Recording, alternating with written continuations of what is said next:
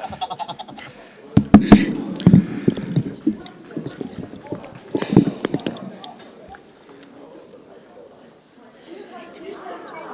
This yes. is the largest crowd I have ever seen.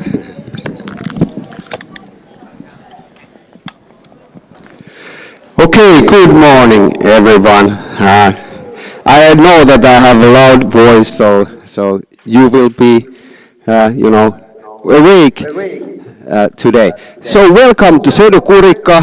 This is now our newest campus, and yes, sorry. So this is our newest campus, and we are now building a couple of new ones, and you will hear more about that when our deputy principal will say the welcome words. But we will start this event with the Polonardis uh, speech. He is the EfVET's executive director. So please, Paolo, the floor is yours. Okay, thank you very much. Thank you. Well, basically, first of all, I would like to thank you all for being there. First of all, thanks to the organizers. Thank you to Timo and the coordinators. Thanks to Sedu, leaders and staff who are hosting you. And of course, thank you to you all to be there, guest participants. My friend Theodore from VBB, sorry Theodore not to be there, but unfortunately I cannot be there in presence, but I leave you in very good hands with our Secretary General Valentina. Now, I can share my screen. So basically, because I would like really, first of all and above all, to give you thanks, not just welcome, thanks to the coordinators, to those who are leaving in a few days or already left, the new one coming. You're doing an incredible work, and this is true. I mean it. Because I've been a coordinator of a thematic team. I know the effort that you need to be a coordinator, and the success of this thematic team, one of the best thematic teams we have in EfVET, is really due also because of your great effort. So thank you very much, all of you, and the one before you and after you. Thank you for the great achievements in terms of products, activities. I'm thinking about this event, the previous event in Alba. I mean, it's really a life. It's really a community who is working, who is growing, and this is another impressive result. But above all, thank you very much to involve and engage the learners. I think, and Valentina can confirm this, the workshop with your workshop at the last EfVET conference with students was one of the best workshops ever in EfVET conference, and the results, the ideas and the proposals coming from the students for a more sustainable event, EfVET conference, have been immediately shared with the organizers, the next organizers in the Netherlands. Now, I'm also asked to introduce. So I don't want to waste too much time and leave it more time to you for your discussions and your activities with the keynotes. But I would like to share with you not just my the acknowledgements, but also what are our questions as a VET association, and in particular for me as a director of a VET association. What am I interested in when it comes to the tourism sector and the training in tourism? And I want to share with you just some ideas or questions. It's not a lecture. I'm not an expert. But I've been working with young people, and I've been working in a vocational training center, level 3, 4, and 5 in tourism. So this is what emerges from our experience and also my experience as director at EfVET. We are experiencing a time of disruption, which has an impact in terms of skills, new skills, and of course, it influences the learning, the training methodology. So I want to share with you also some questions on that. So let's start from disruption. It's not that difficult, to be honest, to talk about disruption, because all of you know about the innovations, the technological advancement that we are living, and the speed of the changes that we are constantly living. So just a few examples of these new channels, new methods, and new services emerging. So basically, you want to have a dinner, you go to a restaurant, or you can just order with an app on your couch while watching Netflix. Or you can order your food in a restaurant, not to a waiter, but with a QR code and your mobile or on a totem.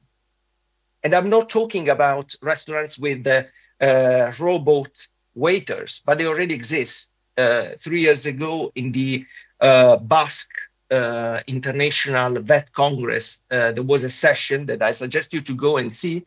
Very, very interesting on this gastronomy 4.0 in the Basque Country. Not just restaurant. Think about hotels. Now you can check in online with your app. You get a code and you enter your room. You don't need to go to the reception. So what does it mean for a training center who is preparing the future people working in a hotel or working as receptionists? We don't need receptionists anymore. Or maybe we need a different kind of reception service. Interesting analysis on that came out of an Erasmus project with a Finnish coordinator, Hank. The project is still learning, and if you want, I can share some results from that project too. This is a wonderful Indian wedding, but it was not in India. It was on Lake Como. And basically now, if you want to work in the hospitality sector in the Como area, on Lake Como, you have to be ready to host Indian weddings, Arabic weddings. It means that you're not to become necessarily an expert in Indian food or Indian celebration, but as a future learner, as a current learner and future worker, you have to be open to a smaller world and to different cultures. And then, wonderful, TripAdvisor, we go around, we select the best restaurant we want. But think about a waiter or a person, an employee working the receptionist, as a receptionist. They know that the smallest mistake they can do can be immediately exposed on TripAdvisor. The worst receptionist ever, the worst waiter ever, the worst restaurant in, Helsinki or Seinäjoki. What are the implications in terms of proactivity of the worker?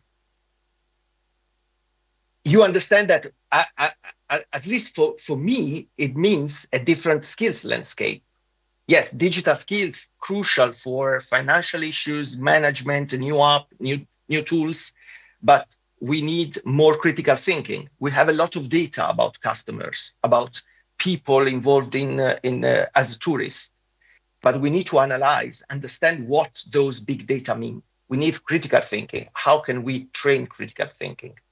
Empathy, emotional intelligence. We are getting in touch with people with very different backgrounds. How can we be open to understand their culture, their feelings, in order to be really welcoming when it comes to tourism?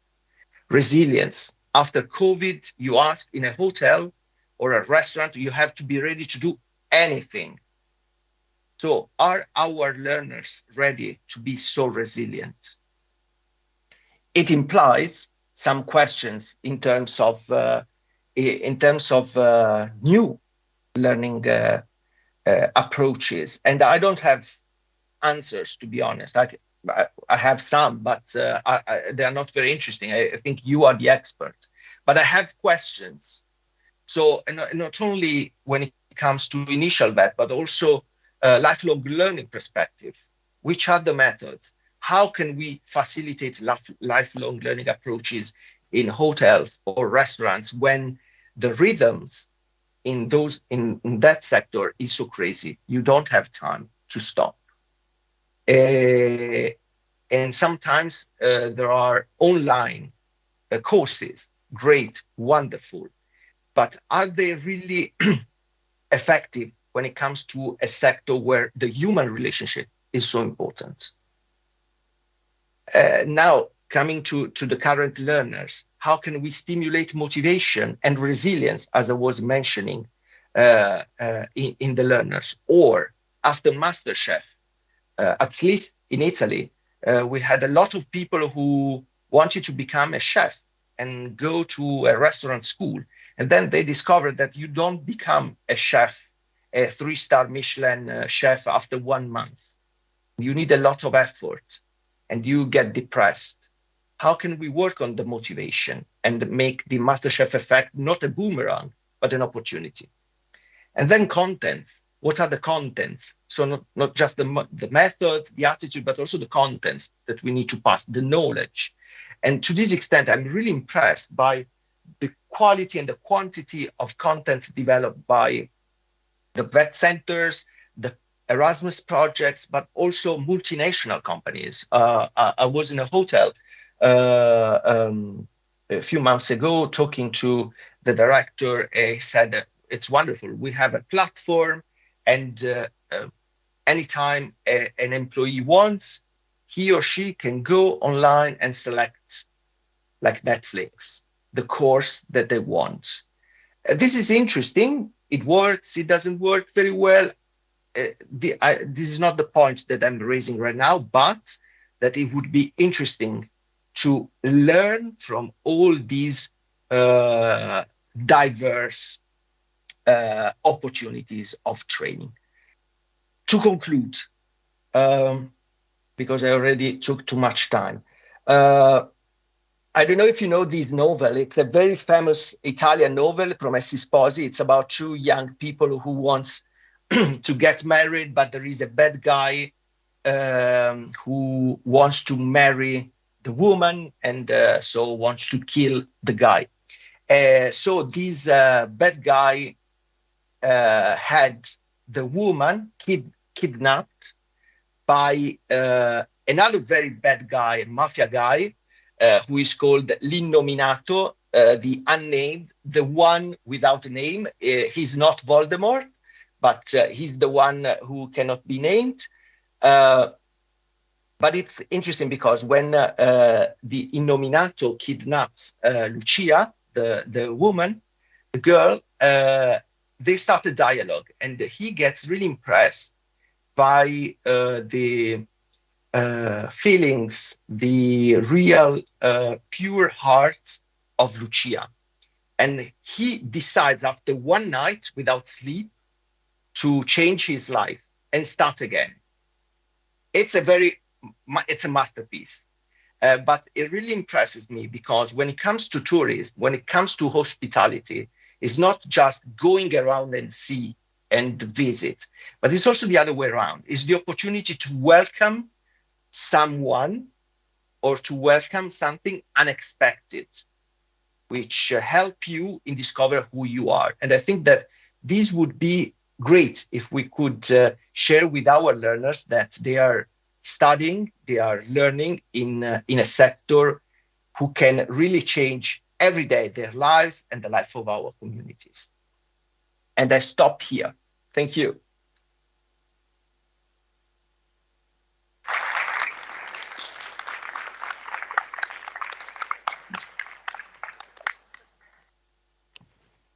Okay, thank you. Thank you. Bye. Have a great work together. I have to keep this on, this Teams, and it's making an echo. But all for your inspiring words and insights, and I hope that TTT members and participants of this event will get some new ideas how we could develop further our activities. Perfect. Thank you. Thank you. Bye. Bye-bye.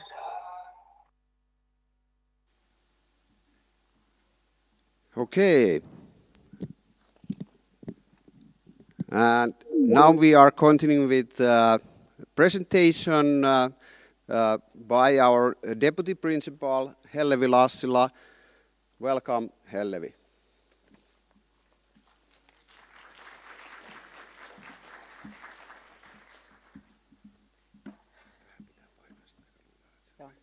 Yeah. Thank you, Timo. Welcome to Finland, welcome to Ostrobotnia, and welcome to Sedu. My name is Hellevi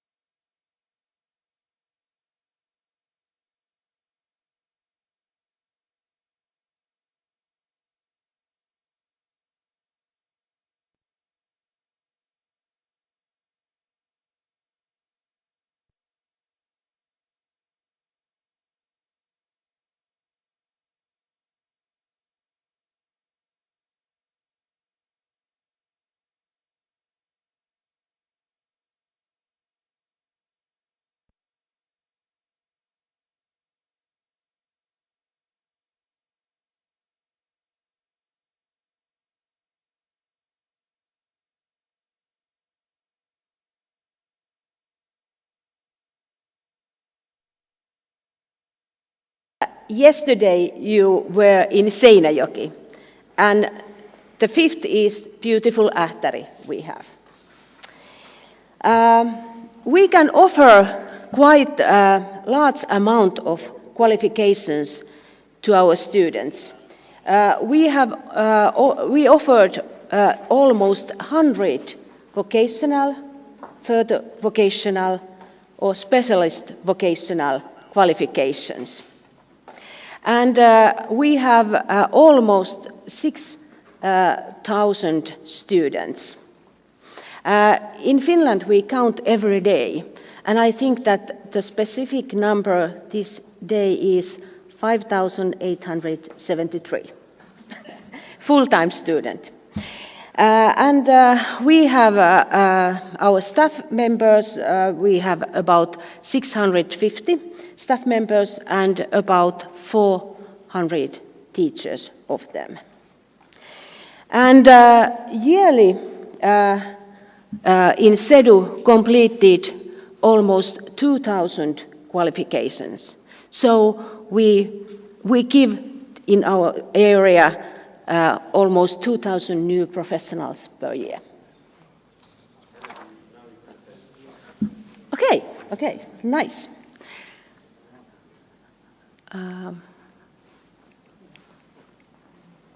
Yes. Yes. Yeah.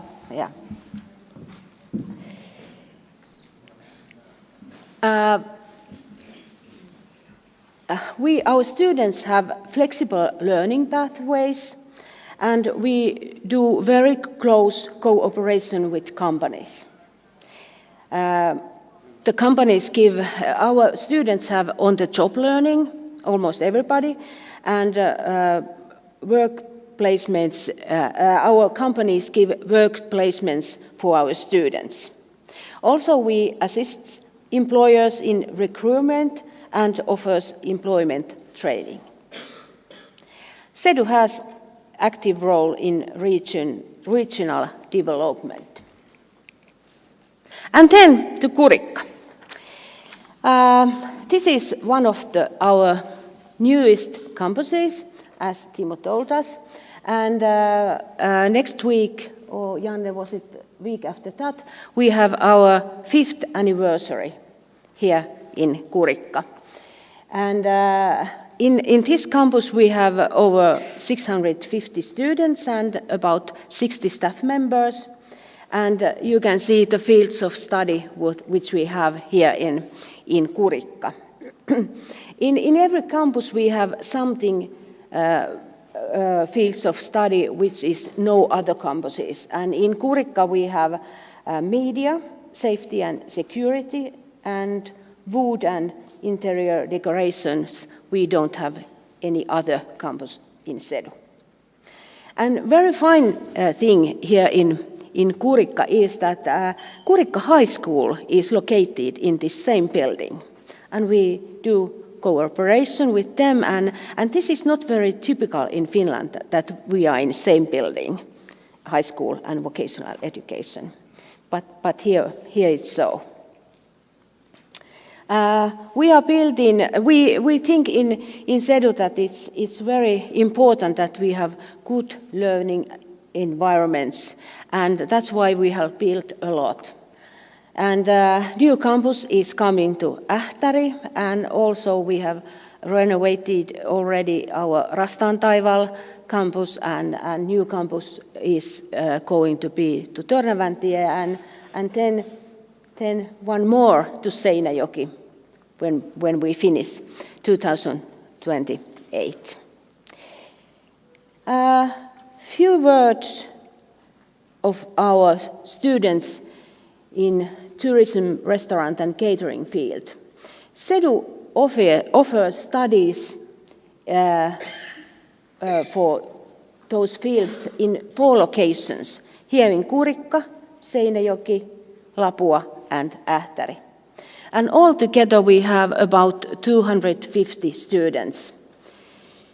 And most of them are cooks or waitresses, but we have also receptionists, tourism activists, organizers, and wildness guides. I asked you that it was wildness and nature guide. Yes, yes. And also we have further specialist qualifications and specialist qualifications related to tourism, restaurant and catering field. And we do also in this area good cooperation with working life. We have close partnerships, for example, some companies like Ähtärit Zoo, S Group. It has very much hotels and restaurants in Finland and in our area, and Härmä Spa. And in order to serve the needs of the working life, and due to the lack of employers in tourism and food sector, SEDU is applying the permission to offer education too in English from the Ministry of Education and Culture. We have to ask permission if we give education in English. So now that's the way we want to get some more employers to this area. In Finland, in this time, we ski a lot and we ski cross-country skiing. And I'm not sure if you can ski while you are here, but I heard that some of you was ice swimming yesterday. Good for you. And in the end, I hope you all enjoy this TTT 2024 event here in SEDU. Thank you.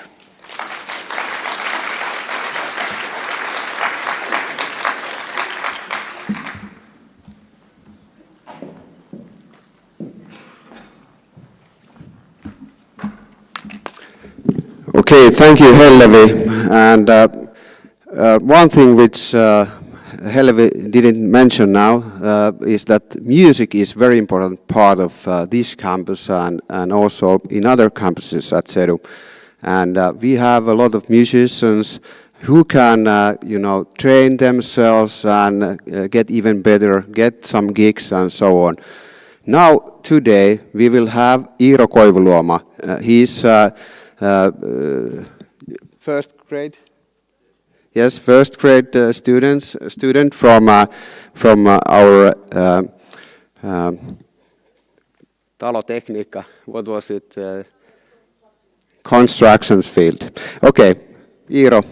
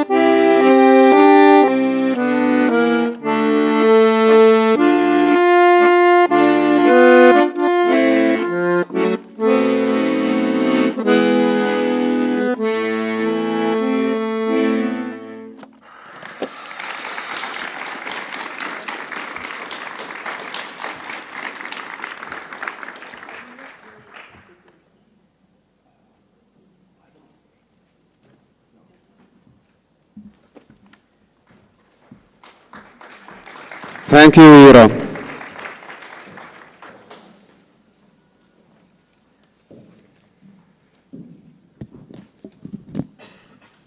Okay, next we will say a few words about TTT. Some of you are new faces for us, some of you we already know. But one person is missing from here. We, Tini, and me, Timo, we are the TTT coordinators, but one is missing, Mr. Nicola Alimenti. Most of you know him. He's a very, very intelligent guy, very innovative person, and he was also the father of the idea of this TT. So he couldn't join us today. He was coming here. We were planning this meeting. He came here to Sedu, and one of the things was that we planned this conference today. But he is now having his next steps of his career, and he's now regional man and living in southern part of France. So he's working there, and he wanted to say hello to all of you, and he is very thankful for these 3 years which he almost made with you, and he was very proud of you and thankful all the great results which we have achieved so far. And he also wished very good luck and good things for the future. So, Mr. Nicola, you are in our hearts.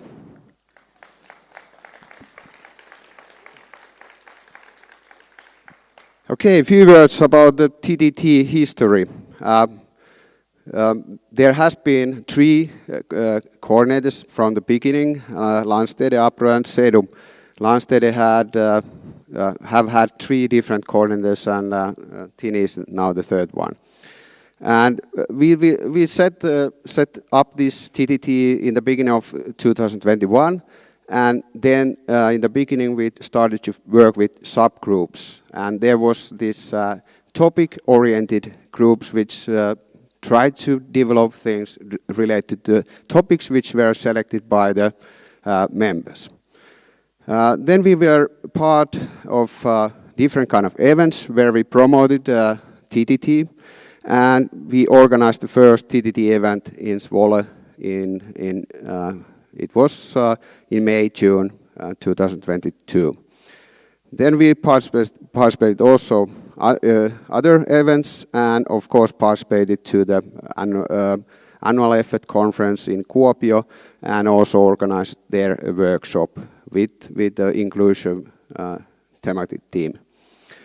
And after that, we decided to move from the topic-oriented groups to the task-based groups. And this was also because members wanted to do that. So we want that the members have their voice. We want to do things which support you to bring further develop your tourism education. Then we had a TTT event, great event in Alba. It was amazing. Thank you, Nicola and Apro, for doing it for us, and of course thank you for Landstede for organizing the event. And then we head to the EfVET annual conference, and there we had, because of the sustainability contest, we involved their students who made a workshop for the participants, and it was a success. I was so proud, we were so proud of the students, they were rocking, you know. Nicola said that this is something that he will keep here for the rest of his life. And he said he's been, he has been in many such events, and he said that this was the best workshop where he has been, and I felt the same. So thank you for the great students. And now we are here in Seinäjoki. And what we are doing here, we are now planning the future step. We are making the new history of TTT. And thanks to the very, very inspiring words of Paolo, we can get some ideas how could we further develop our activities. And during the afternoon, you will work in the task groups, and then you have this possibility to give your input to this work.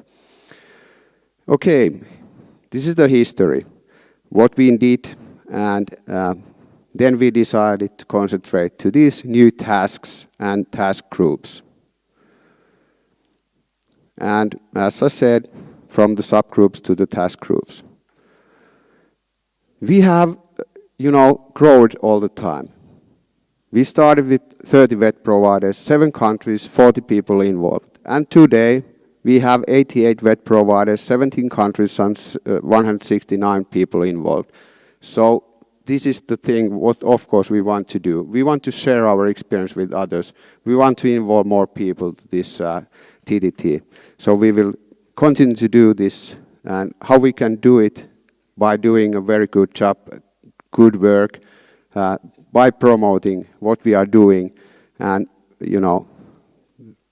doing that, and then we can involve more people to this TTT. Thank you, Timo. As Timo said, we for the past 1.5 years we've been working a task group oriented, and each task group has coordinators. Let me tell you a little bit about the task group's aims and then introduce the coordinators to you. First of all, we started with the database, and the database was specifically necessary because due to government regulations, of which you're all aware of, we are not able to share anyone's details about schools like email addresses or telephone numbers or whatever. So the database was specifically created to enable you all to subscribe, and then also to look for collaborations. And the task groups leaders of that are Irida Taze. Irida, can you just stand up so that everybody knows who you are? She's from Seabank, Spain, and myself. So thanks to quite a few contributions of yourself, we have a database now, but it's quite small, and Irida will hopefully convince you during the workshops that to subscribe to whom hasn't done it yet. The next group is the industry group. The industry group's goal is to involve the industry, of course. They will tell you later more about during the workshop. And the leaders of that, or the coordinators of that, are Tina Giannikea of Horizon. Can you stand up, Tina? And Hajo van der Kamp of Landstede, the Netherlands. Then we have the virtual competition on the sustainability, which already had a contest last year, which was an absolute great success. Thanks to Roberta Ricciero and Lorena Sassi of Engim and SFC in Italy. Then we have the masterclasses. Masterclasses were asked from all your members, and we've organized a few already. And those are the coordinators of that task group are Federico Tibiello from APRO.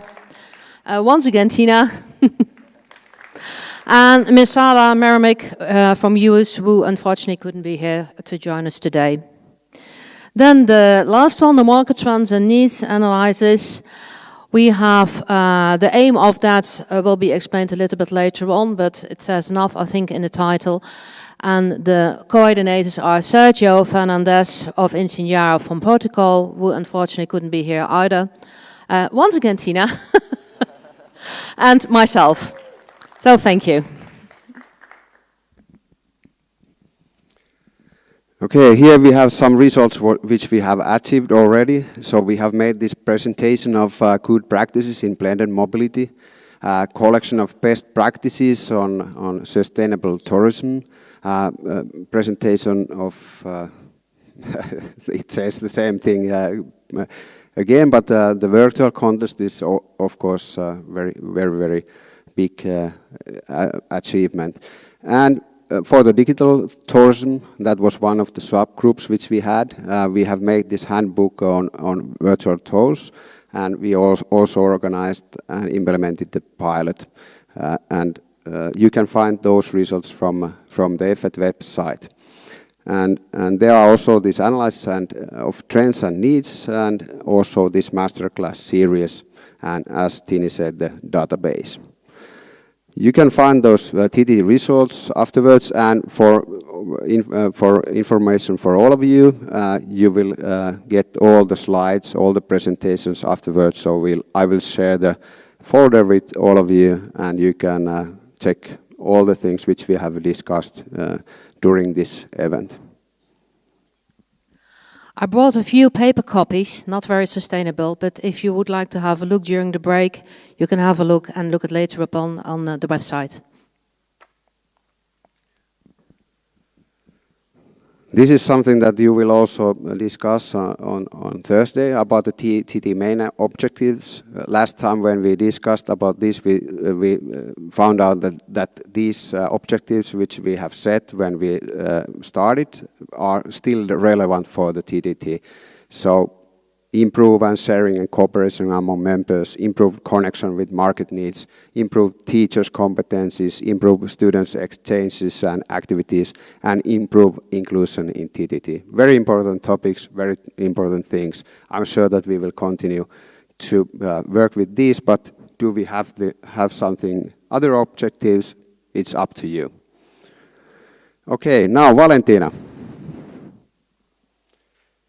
Valentina Janina is EfVET's General Secretary. Welcome. Oops.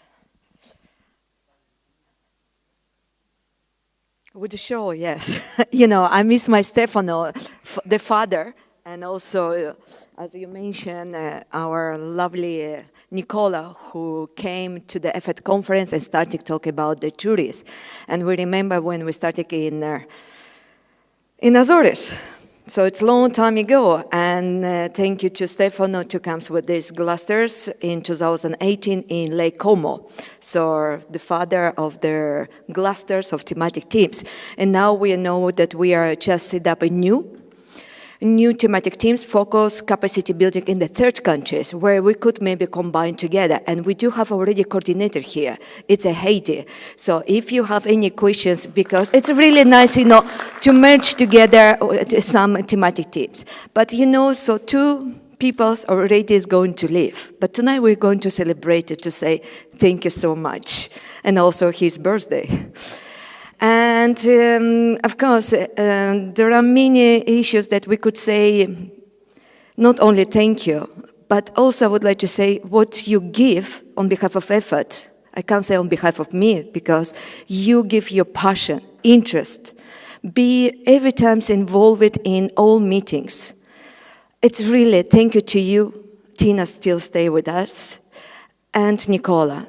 Tina, yes, Tina, oh my gosh, I'm sorry with the names. Yes, and really, thank you so much, Timo, for your passion, for everything that you give it to EfVET, on behalf of EfVET members, on behalf of CEDO, because it's a volunteers, and you need to find in time. Even during Saturday, Sunday, I notice you're working, try to deal to show that we need continuous and work together. And thank you, because these two thematic teams, we do have already 2 projects focused on tourism. Thank you. So, maybe in the capacity building.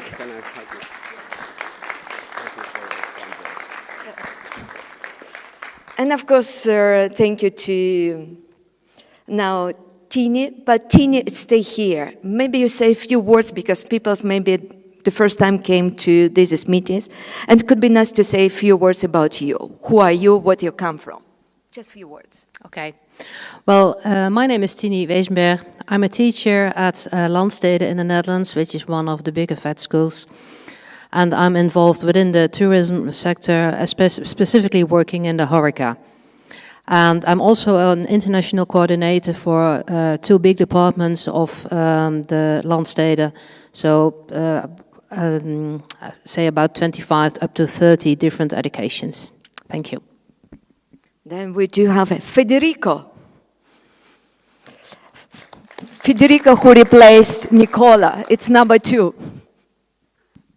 Hello everyone, I'm Federico Tubiello and I come from APRO, Formazione Italy. where I work in the international department, doing EU projects and international relations. And I'm very happy to be part on now as a coordinator on this team. I already worked along with Nicola in the last 3 years, and I hope I can do my best to keep working in the way we did. Thank you. Then Tina, because Tina, then we will have...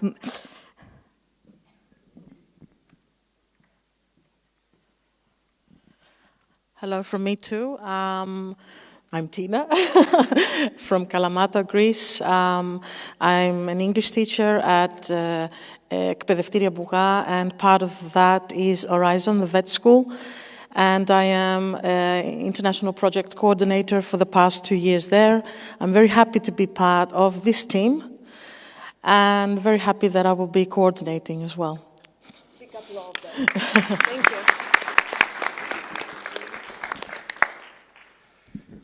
Thank you, Valentina, for your kind words. Okay, next we will... Thank you. Okay, next we will have a speech by Theodore Krassos, Secretary General of EVPB. It is another organization working with vocational education, and I'm sure that Theodore tells you more. He will tell you about regional skills partnerships as an answer to tourism in the industry needs. Welcome. So strictly 10 minutes, eh?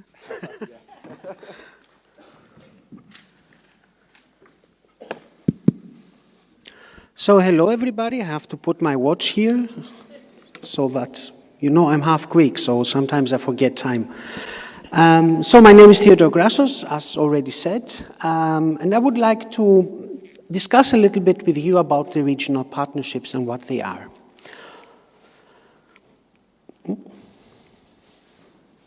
Okay, this way doesn't work, maybe this way,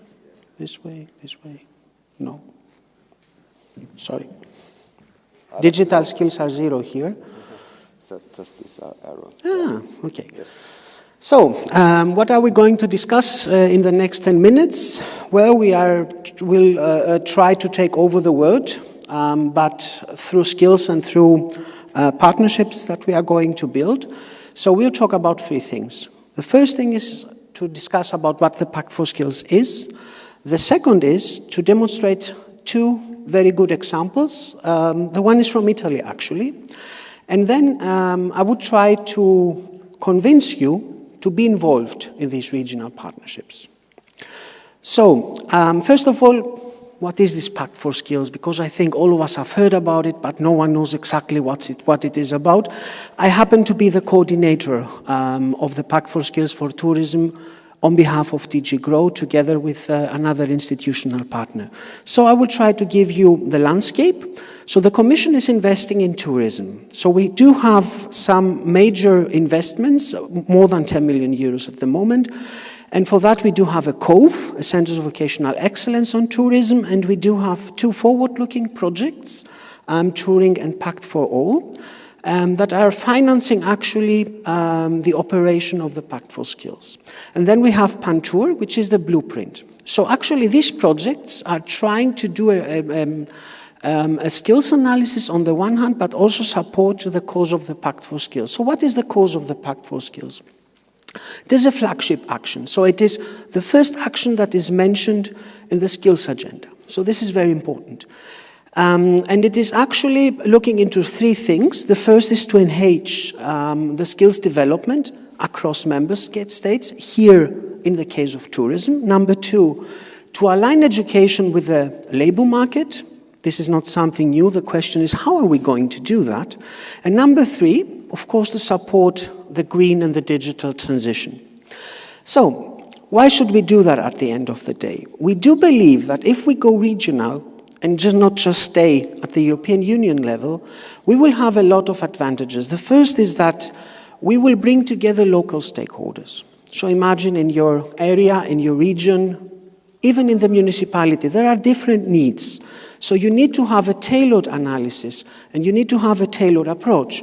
It is a different model of tourism that we have here than the one that we have, in example, in Austria, or than the one we have on Crete in Greece, where you have a lot of sea. So we need to focus there and to demonstrate and align our skills needs and our training programs to the actual needs.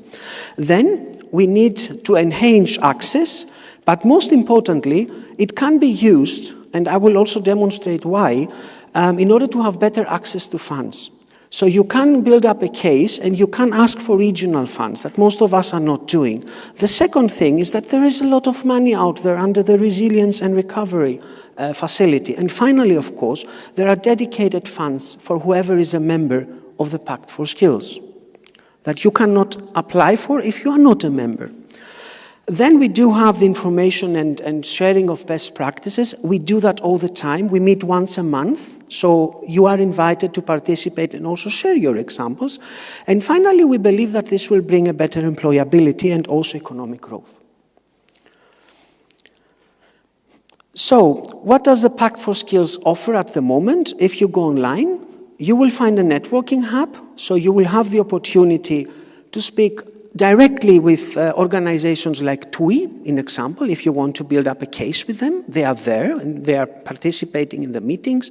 We do have a knowledge hub where actually we organize forums like the one we have next month. You can join and have a look. And we also have a guidance hub.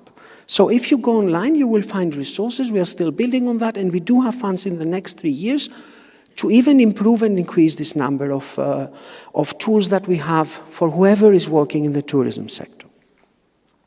So, some examples, and this is also, I think, important because it is different to speak about theoretically, and it's different to look into it. And I would like to bring one of the model that is called knowledge triangles, that is under the coves. So on the one side, we do have non-coordinated activity. What does that mean? That means we have a vet school, we design curricula in our vet school, and then we go out, our students go out, and if you ask someone, he says, okay, they were nice, but they don't know what we actually need when they start working. So we are trying to coordinate that in what we say a knowledge triangle. What is that? You have a region or you have a municipality that is designing a tourism strategy at a regional level. So it says, I would like, an example, to improve mountaineering in my area. What does that mean? That means that we need skills on that behalf. So they sit down together with the vet sector under the coordination of the local regional government and together with the market representatives, and they start designing the vet curricula that they need on a competence-based level. So this is an example. We do have in this cove 4 different knowledge triangles that are being established, and the, let's say, most successful of them at the moment is the German one, because they are meeting a lot of times, they do have MOUs, they do have a strategy, and they have already uploaded online training curricula that are needed in relation to the area of Brandenburg. And here you have the partners of this regional triangle. You can have 3 partners, you can have more. It depends on the region. So actually it is based on a memorandum of collaboration. It's on a basis of volunteerism, but you have a lot of gains here. Because on the one side, your students are going to have better employability, and on the other side, the businesses are going to have better employees. So everyone wins here. And and then we have Lombardy. Lombardy is actually also online. If you go to the Pact for Skills, it is one of the 2 good examples that we have, the official example. So what happened in Lombardy? They have created, first of all, and this is important, they have created a regional Pact for Skills, a regional skills partnership that is not only tourism oriented. They did, based on their risks, they did an analysis. RIS is the smart specialization of a region. So they did an analysis and they said, these are the sectors we would like to focus on. And then they said, okay, let us do only 3 commitments and 3 actions. So we don't need to have a business plan or something of 100 pages. It's just 4 or 5 pages, if I remember well. The first thing is that they created, and they have said that we are going to create a regional observatory. Then they have established workshops between the market, as I said, and the educational providers. And number 3, they have found opportunities in order to finance all these things that they wanted to do above. And it's working really well. So this is a good example. And now the question comes, how can I do that? How can I get involved? So the first thing is just reflect when you go home and just try to discuss with your business partners, if you are a vet school, or on the other side, if you are representing a regional authority, you can talk with your stakeholders and sit down and try to discuss what are your needs, and just go online and try to find, and I will show you where to find it on the next slide, this agreement that is online as a template from Lombardy, and try to do the same. You will be astonished about the results at the end of the day. So, by finalizing and before showing you the QR code for the online Pact for Skills, I just would like to also give you a tip. Why should you become a member of the Pact for Skills? As you know, I also represent an organization, a vet school in Greece. So what I did this year, because there are already 14 large-scale partnerships in the European Union, I have asked my colleagues to get involved and enrolled in all of them. Why?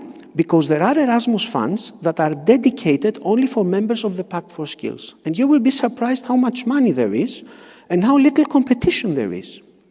So it is actually the policy experimentation this year in June does have priority 7 with 10 million euros. It's for the Pact for Skills. And this is supporting the Pact for Skills. So if you are a member, you will be able to apply. And secondly, you have the Alliances of Innovation, the old blueprint projects, 4 million euros. They are sectoral, and it is stated explicitly in the Erasmus Guide that only partners who are enrolled in the Pact for Skills are able to apply. So this is what we did. We enrolled there, and because there are only a few educational providers, we get invitations in order to participate in projects. So maybe this is also a good idea for you. So finishing, because I saw that my 10 minutes are over, this is the QR code if you want to scan it in order to get to the website of the Pact for Skills, and there you can contact either me directly, you will have my contact details, because then we can prepare together the application. It's a very simple application, and become a member. Because this is, I think, a good start in order to have also these new opportunities. And by finalizing that, these are two of the projects that are working on tourism. I would like to give an open call for the thematic group, because we were discussing it a lot of times inside the Pact for Skills, that because what is happening here is really important, that maybe there could be a discussion so that there is also a more, let's say, organized collaboration between the thematic group, which I feel is one of the most successful gatherings in all the different associations that we are involved, so that we can bring your knowledge into the Pact for Skills, and on the other side transfuse some of our experiences, so maybe this could be one of the discussions in the evening. So again, I'm Theodore Grassos. Thank you very much for your time.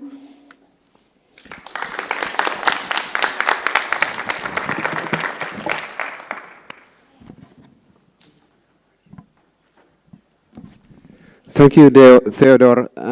Next, we have Mira Pertula. She's working as project manager in Thermopolis company, and she will introduce the Detox project, decarbonizing the tourism industry. So, welcome, Mira.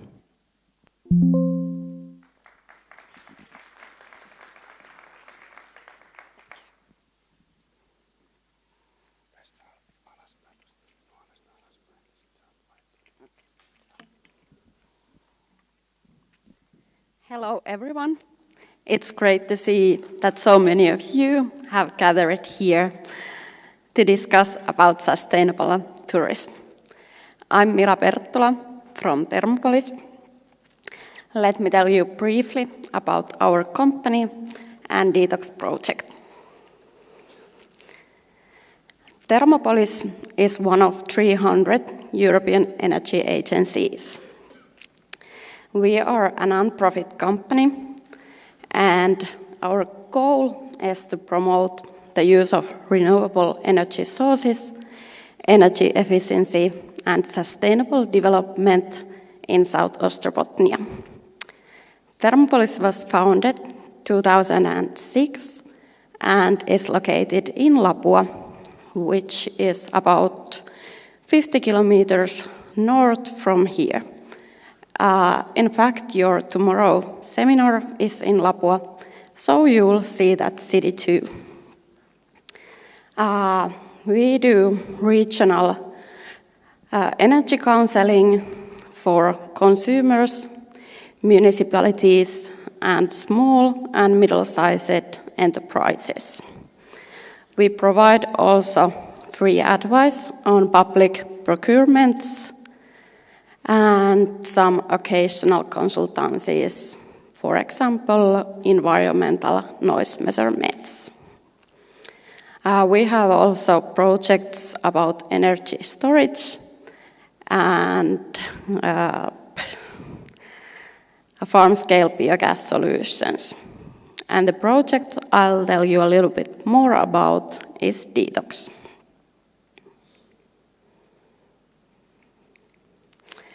The project Detox is implemented in the framework of the Interact Europe program and co-financed by the European Union. Detox comes from the words decarbonizing the tourism industry post-COVID-19 support, quite long. The project aim is to support the recovery of EU tourism infrastructure sector in a sustainable and low-carbon way. Our Finnish partner is Regional Council of South Ostrobothnia, and they do regional planning, regional land use planning tasks, and regional strategic program. Next, we will see a little video about the project. I'm not sure how this is working, but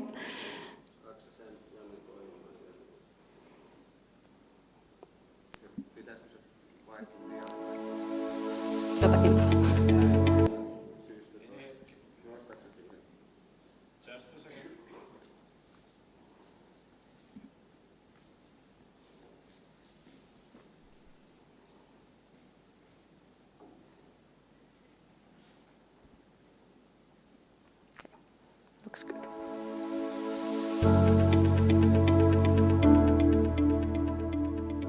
Due to the necessity of climate change mitigation and adaptation, the EU has decided to decarbonize its economy by 2050.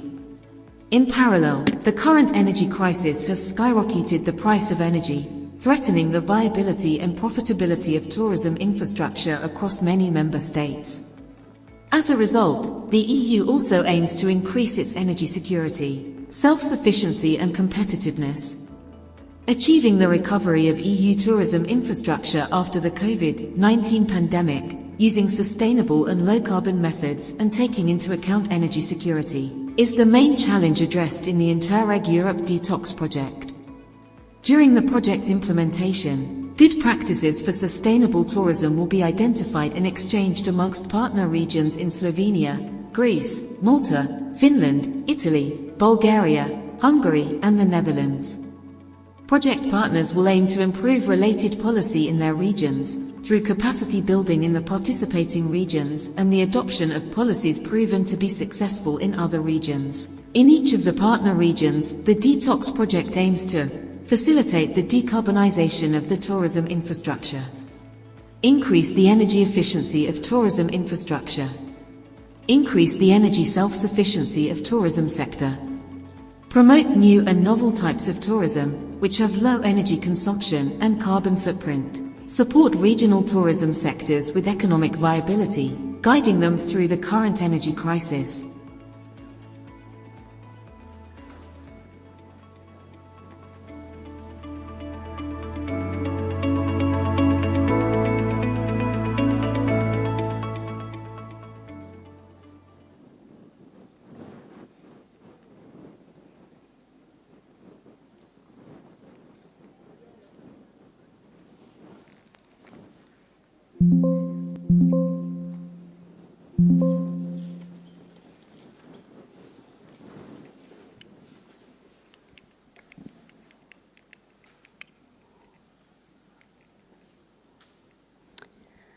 So, in the region, the tourist sector is indicated as one with potential growth, and our role is to provide expertise in energy efficiency, renewable energy sources, and environmental aspects.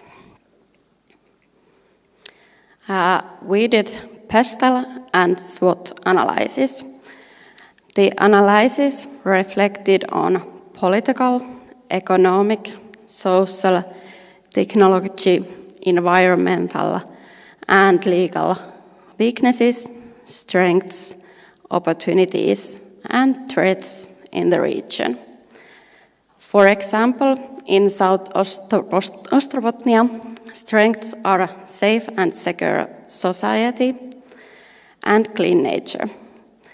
Opportunities are new energy solutions and virtual reality. Next, we sort these with urgency and importance and visualize these results with Eisenhower matrix. Next, we collect good practices, for example, about virtual traveling and tourism forum.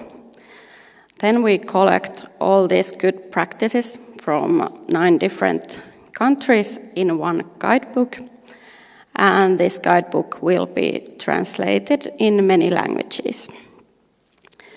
Last but not yet the least are study visits to learn and cooperate. Thank you.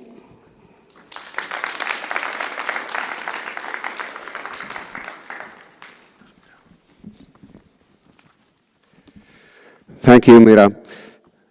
Next, we have here, I ask Tuula Lahti, the CEO of Visit Lakeus, to come to the stage and tell us about the tourism opportunities in our area in South Ostrobothnia. So, welcome. Thank you, Timo. Okay. Nice to see you all here in Kurikka and in Seinäjoki. My name is Tuula Lahti, and my job is to promote tourism to Seinäjoki and also the whole region South Ostrobothnia. I have 2 jobs, and the main job is in Into Seinäjoki Oy, which is a company owned by Seinäjoki City, and it promotes entrepreneurship in Seinäjoki and want to get more new investors and companies to Seinäjoki. And I work there as a marketing manager and promote tourism in Seinäjoki. And Visit Lakeus is a company owned by 5 municipalities and Seinäjoki City and Into Seinäjoki. So there is 2 companies in this area which both promote tourism to this area. Nowadays we have some plans to organize this better, because this is a little confused situation, because we have now 2 organizations in this area, and this is not a good thing. And now we have to make it more clear to entrepreneurs and also to tourists. So I have some photos in this my representation. This is very different as you have seen before, and I hope these photos will inspire you to come also another time to Finland and to Seinäjoki area. So, and I think these photos mostly are from Seinäjoki, but they will represent whole the area. I think so. So we have, I don't know in what way you have come to Seinäjoki, maybe by train. Raise your hand if you came with train. Oh, so It's very sustainable. Thank you. We have an airport in Seinäjoki and Ilmajoki area, but there is only some traffic and some roads these days.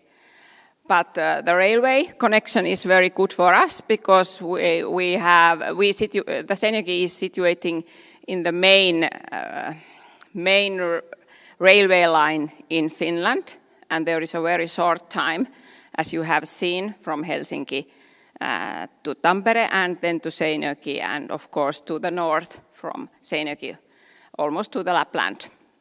So we have very many trains, I think maybe every an hour from Helsinki to Seinäjoki, and this is short time, approximately 3 hours a journey from Helsinki.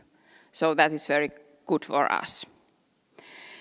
I think you have visited the Aalto Center yesterday, and Aalto Center is the most important destination and place in Seinäjoki, and we are very proud of these buildings, which are designed by architect Alvar Aalto.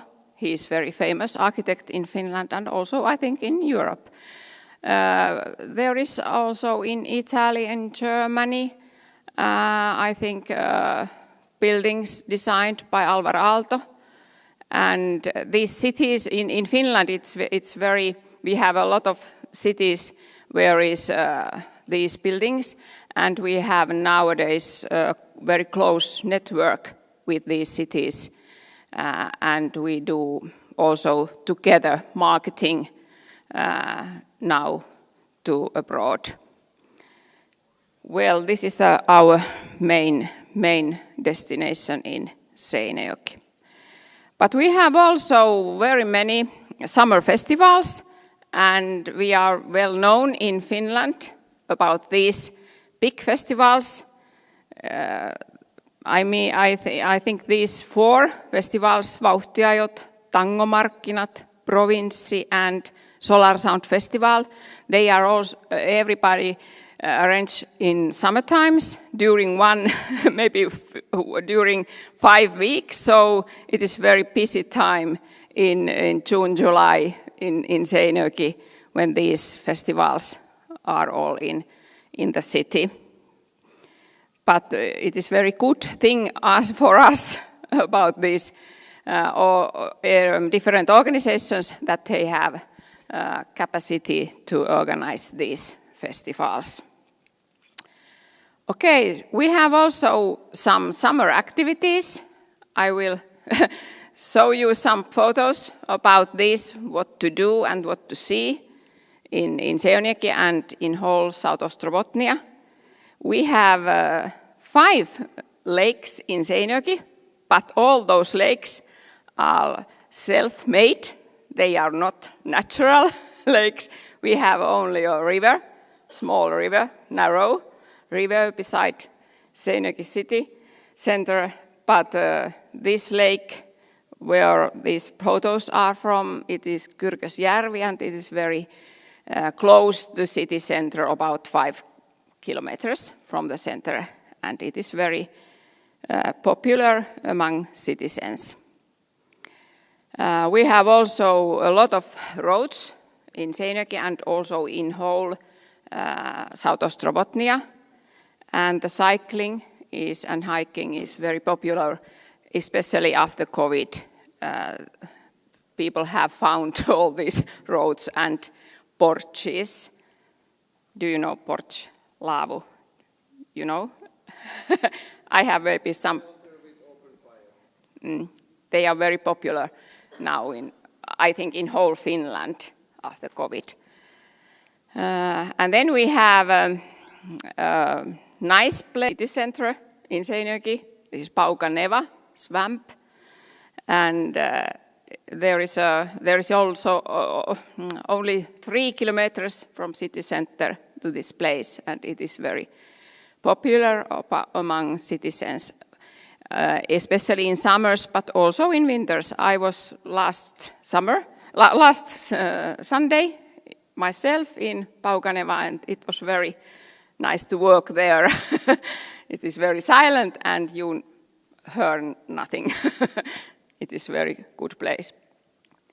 And there is, there is a picture about one porch. It's in Jouppelavuori area. And the Finns love sausages, so it is very usual to have sausages with you when you go to the forests, and you can make fire to these porch camping fire sites, I think so. It's very usual here in Finland. We have also some roads for children in Seinäjoki, and these photos are from Oravapolku near the Kyrkösjärvi area. You have maybe visited also in Apila library. It's beside Alvar Aalto Center, and it is very popular library in Seinäjoki. And I think the children enjoys to stay there a lot of time. And it is very popular among citizens. I think over 1,500 visitors every day in this library. It is very nice and beautiful, and I also want to stay there quite often because there is nice to sit and read newspapers or something beside the big windows. Also, the cycling is very popular, and we have some companies which hire bicycles and also EfVET bike and e-bikes in winter time also. And if you want, you can get a guided tour also if you want to the forest. We have some roads in winter time also in Jouppelavuori area. I think it's about, one road is about 8 kilometers, and you can ride there. Of course, there would be some walkers also, but it's very popular nowadays. Have you visited in Avanto? How many of you have been there? Is there anybody? Sampra. Okay, that's nice to see. Winter swimming. Avanto is the Finnish name to this small aukko. And Tanelin Ranta is very popular, and they have to get more space. So they have, I think they have they got yet leader finance again to build more space, because it is so popularity nowadays. Everybody wants to live healthy, and this Tanelilampi is beside area where is a lot of people living, so it's good situation. And there is only, I think, 3 kilometers from Seinäjoki city center to this place. The sauna is quite big, but I think it's also too small now. And skiing, cross skiing is the, onko se oikea sana? Maastoheitto. Cross country skiing is very popular, and we have now a good real winter also in here Western Finland. It is not every winter like this. Here is now a lot of snow and a lot of minus degrees, I think too much, but I want some warmer yet. But we have good roads in Jouppelavuori and in Kyrkösjärvi area, and also, of course, in whole south of Ostrobothnia. The municipalities are involved to keep those roads in good shape. Also, we have some road for skating. In Kalajärvi area, we have a nice road in forests. You can skate there among the trees. It's very beautiful and nice. Of course, you have to eat and drink, and we have good restaurants in Seinäjoki, Juurella, Alma, Äärellä, Talriikki, so on. And also Kyrö Distillery is about 40 kilometers from Seinäjoki to the Vaasa direction. And we have good food, I must say. But Mia tells you more about restaurants, and Nico is telling more about Kyrö Distillery later. In Seinäjoki we have a large shopping center, about 1 kilometer from city center, Idea Park. There is about 100 shops and restaurants, and there is a free parking, so it's very easy to go there. I think too easy to go there to shops. Okay. And in South Ostrobotnia we have some nice destinations for families. Power Park is private-owned amusement park in Kauhava, and it's very clean, it's very beautiful, well-organized park, I think in the middle of nowhere. It's about 40 minutes drive from Seinäjoki. Ähtäri Zoo is about 1 hour driving from Seinäjoki, and there is also 2 pandas from China in this zoo. We have in Alavus, in Tuuri village, a famous shop, Keskisen village shop, and it is a nice place if you want to spend money. And it is also owned, private-owned, and the person who owns is quite well known in Finland. And we have in Kauhava, Power Park is situated in Kauhava, and also Härmä Spa is in Kauhava. So there is a spa for families. I hope there is some inspiration for you, maybe for your next trip. I think in this case you don't have enough time, and the winter time is not, I think, not so good. But thank you, and nice to see you.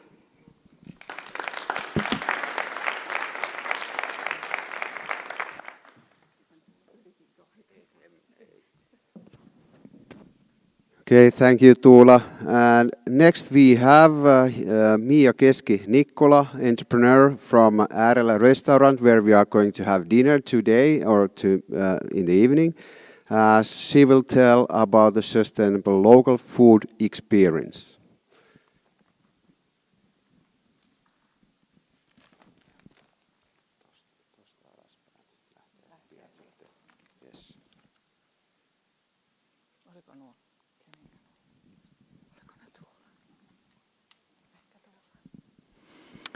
Hello everybody, nice to see you. My name is Mia Keski-Nikkola and I am the co-owner of company Oy Onnen Juurella.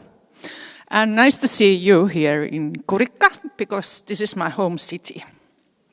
I live here about 5 kilometers to the west. I have been working on restaurants over 30 years. I am a cook by training. I was trained in Lappajärvi. You saw the picture before. And I learned the job of waiter. Nowadays I'm doing work only with the customers. And I learned this by doing this job. This is the craft job. You don't learn it nothing else way by doing it. I think so. Because you have to learn to know your customers and talk to them and do the other things with them and serve nicely. I became an entrepreneur when we founded the restaurant Juurella. We have 2 restaurants in Seinäjoki. First one is 12 years old Juurella. It's opened from Wednesday to Saturday, only in evenings. And in Juurella we serve 4, 5 or 7 courses menus. And the menus are named in Finnish, matka maakuntaan. I think it's in English, trip to the province. By naming the menu like that, we wanted to tell our customers that all the ingredients come from this area. We use local produce, but I tell you that later. And another restaurant is Äärellä, Kuppi ja Kattila. And it's 6 years old, and it has moved already to the second place. Now Äärellä is located in Art and Culture Center, Kalevan Navetra. It's located 700 meters away from the city center of Seinäjoki. There we serve lunch, and evenings we have a little bistro menu. In Kalevan Navetra there is a few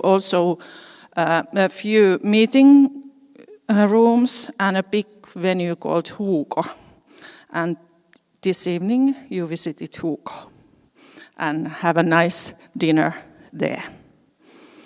We also do catering for consumers and business partners. Our company sale is approximately 1.2 million euros, and we employ 15 workers nowadays. This is a picture from Juurella. This is in this menu right now, starter named goose, pickled beetroot and cranberries. And there is all the ingredients we use from forest, from land, and the meat industry also. And all these are from local area, in this area or in Finland, from Finland. Dish changes every 6 or 7 weeks. We don't change every dish. Usually starters and then desserts. In main courses we use name today's fish, today's meat, because we don't know which we get from the producers or from the lakes.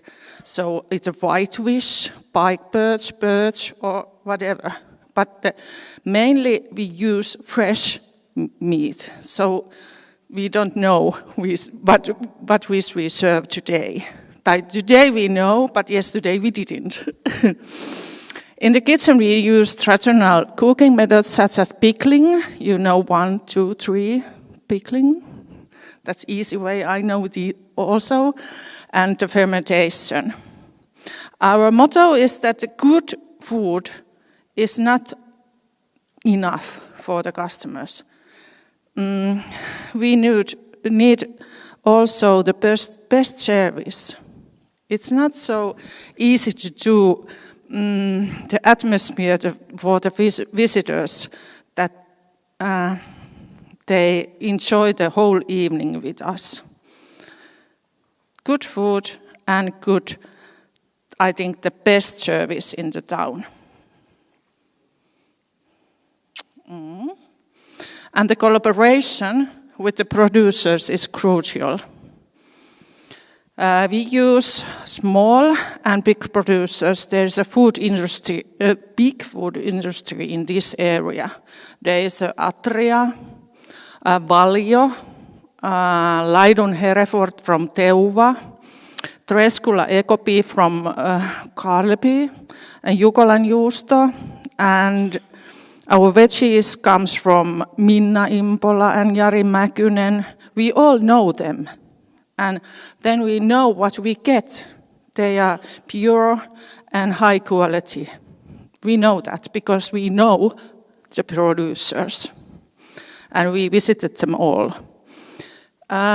There's also Mallaskuun Panimo, which makes beers in Lapua. Lapua, I think it's the fourth time mentioned today. And also Pirulantila, which makes ciders from apples and currants. And they also make wines, berry wines. Yes. And Mallaskoski is also a brewery in Seinäjoki. And of course, Kyro. But Mikko tells you later. I think the most important thing is that we know our high quality producers. That's very important. And we also grow ourselves. Because if we grow, we know what we get. And we know also how hard it is. I have a small vegetable garden in Kurikka, and I have grown the flowers. I think there is a few pictures. I don't know, cornflower, marigold, cress flower, porridge, verbena, and some veggies for the restaurant. And few years ago, I think 3 or 4 years ago, our staff got so excited that we rented a small veggie garden in Seinäjoki. And nowadays we do it with our workers. Every summer, the summer is very short in Finland. I think we have 3 months to get everything in ready. And everybody has learned that growing is not so easy, and they have learned to appreciate every flower and every veggie that we grow ourselves. I think we are going back to the history and doing all ourselves. Not all, but some. So our workers knows also that the high quality is the best way to do. And from forest and fields, we collect nettles, meadowsweet. I think Mesiangervo is meadowsweet. It grows in fields in Finland, and also those spruce sprouts, kuusenkerkkä. Yeah. In Finland, we have a thing called jokamiehen oikeus. You can go to the forest and pick berries and mushrooms. You can go and pick them, and they are very fresh and very pure. Thank God we are in Finland.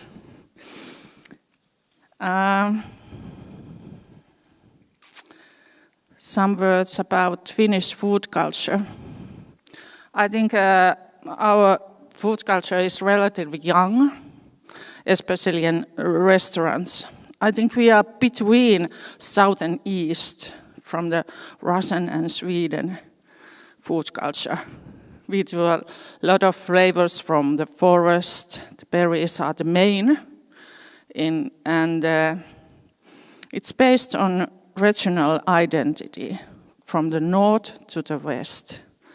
And in our restaurants, we want to do the fresh and pure and high quality tastes to the customers with good service. And tonight you have the dinner in Äärellä, and Jani Unkari is my partner in this business, and you met him tonight. And ask him, and I'm not available today, but we have also students from Sedu with us tonight. So see you tonight. Thank you. Thank you.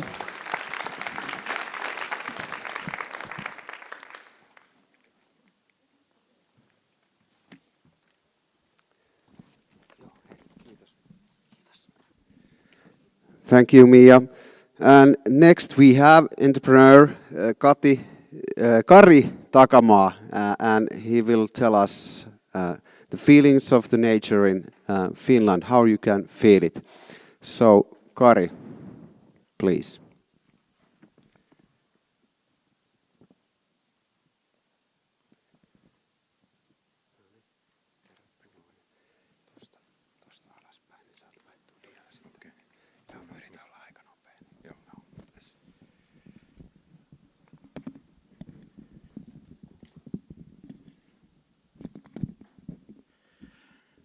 Hello, everybody.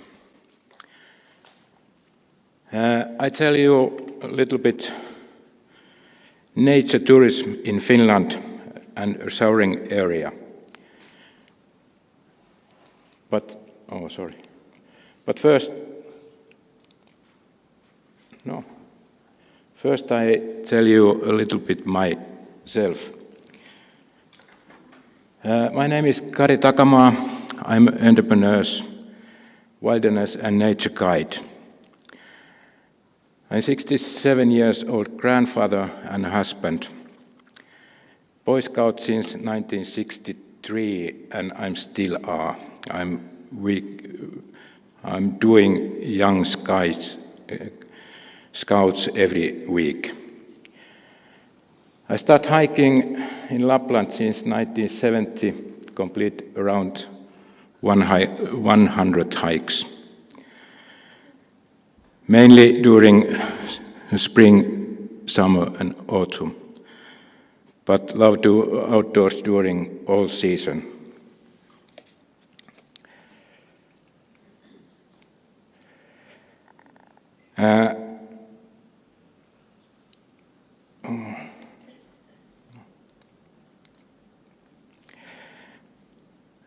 Switzerland, Scotland, Sweden, Norway, Iceland and Finland are the only countries in the world what have everyone's right. In Finland, we have more than 40 national parks, and as you can see, they are all over Finland. Everyone's right, jokamiehen oikeudet in Finnish, is the rights for every person to use nature regardless of who owns or controls the property. And you can pick berries and mushrooms. You can isolate from anglers. And you can go to the national parks and spend the night at the forest. 2 weeks ago, I found an article in a local newspaper who told that the national parks in Finland were visited last year 3.6 million times. It's a huge. And the most popular national parks are Pallas Yllästunturi, Urho Kekkonen National Parks, Nuuksio, Koli and Pyhäluosto. Nuuksio is near Helsinki, the others are northern part of Finland.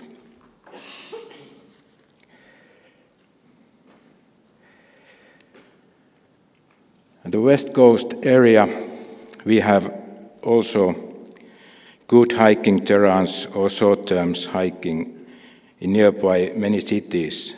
The nearest national parks to us is Lauhanvuori National Park and Kauhaneva Pohjankangas.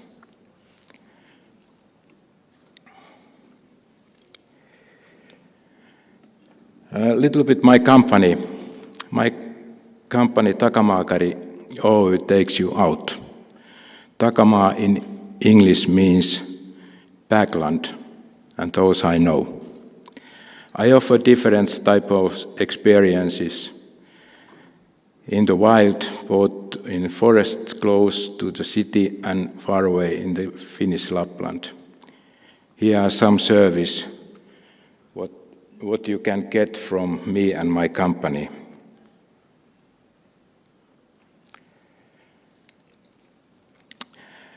If you want to go to the forest to do something special, my company organizes wilderness MasterChef competition for teams of 3, where each teams make tasty dishes from delicious ingredients.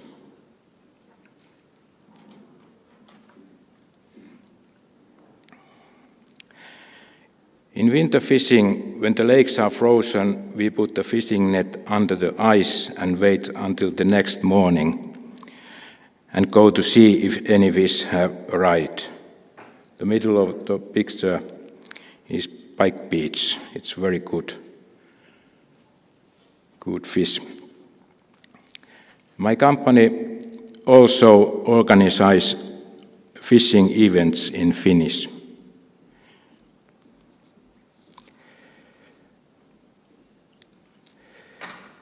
Snowshoeing in the nearby forest is an experience for many. These guys are from Holland.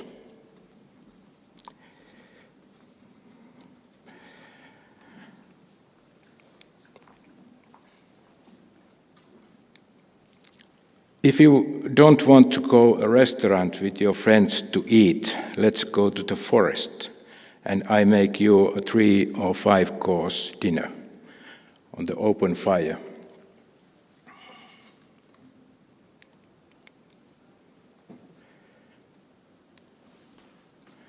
There's a salmon, vegetable, and potatoes. Wilderness hiking on the mountain in Finland has gained great popularity.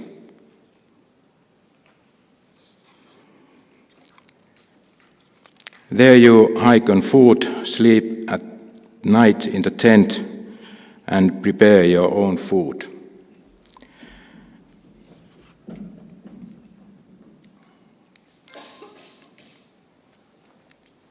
No. There is also small cabins where you can stay for a night or two, and it's free. These cabins are in Urho Kekkonen kansallispuisto, the eastern part of it, near Russian border, I think 10 kilometers from border. And if you are lucky, you can also see reindeers on the mountain.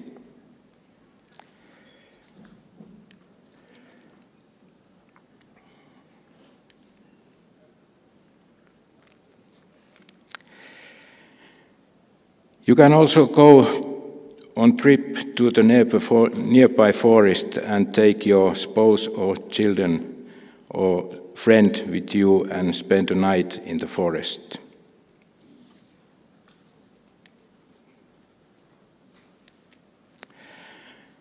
Want to go out?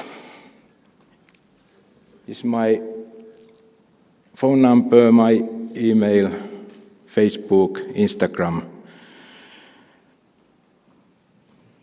And this is my brief overview on nature tourism and the service what my company offers. Thank you.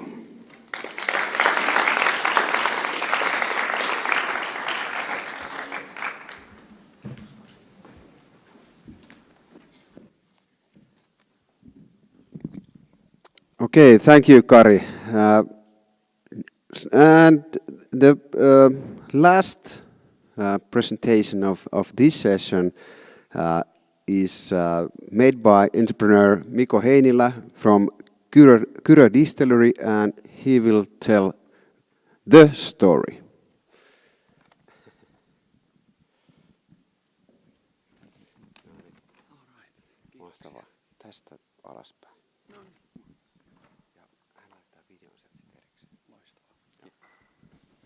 Hi there. I'm Mikko Heinilä, one of the founders of Kyrö Distillery. And today we're going to have approximately 20 minutes. I'm usually a bit of a too eager of a speaker, so let's see how that goes today. Because usually when the other gives distillery tours, it's 1 hour. For myself, it's 3 hours, sorry. But first of all, greetings. So here is 5 of us, so 5 of us founders in a sauna. That's where the story started. But first of all, we need to locate ourselves. So a couple of things about Finland. There is Arctic Circle, Helsinki, and this huge place called Iso-Kyrö, which has 4,300 people all in all. Well, this story starts 10th of May 2012, when we were in a sauna. While in a sauna, Mika Lipien, who is having a bottle also in this picture, gave us a whiskey tasting. And when we got to rye whiskey, we were really amazed that it's so good that why can't we get rye whiskey in Finland? And why nobody makes it in Finland? Because, well, rye is a big thing here. We consume approximately 9 times rye compared to the average European, and rye bread is our national dish. So rye whiskey should be Finnish. Well, thereon, we embarked to the journey of making rye whiskey. And yes, this picture is also about 5 of us founders. What we started it from was that we wanted to go for it for real. And also we established our kind of a will that what we would like to do for our company. And we combined our mission statement here. So Kyrö unites spirits to dream and dare together. So then back to the story. Well, first of all, how do you start a distillery? So a couple of months later from the idea, we established Rye Corporation. And as we didn't have any facilities for this one, so we needed to ask from a distillery in Pori that could we come there to make a first distillate. When you go to distillate whiskey, you need to have the mash. So as we didn't have any place, but luckily Kalle, our head distiller's parents, were having a fair-sized house in Espoo nearby Helsinki, and they had a garage. And what was the best part of that was that the parents were in Southern Europe in a trip for the previous week. So we saw an opportunity there. So we made the mash there on the garage and had it fermenting there for the week. And after that, we had the mash ready in nearby Helsinki, but we needed to go to Pori, which is 250 kilometers approximately from Helsinki. So luckily Mikko's parents were having then a car and a trailer, so we brought them along. So the parents were at home and car and trailer was gone. Got the barrels to the distillery, made the distillate, drove to Isokyrö, another 250 kilometers, to a cottage, took the first sips of the distillate, and we were like, good stuff. Does anybody know how this is supposed to be tasting? We had no background whatsoever. So, as we didn't know, we needed to go to the experts, and Mika was heading to whiskey show in London. He didn't have a bottle when he landed to London.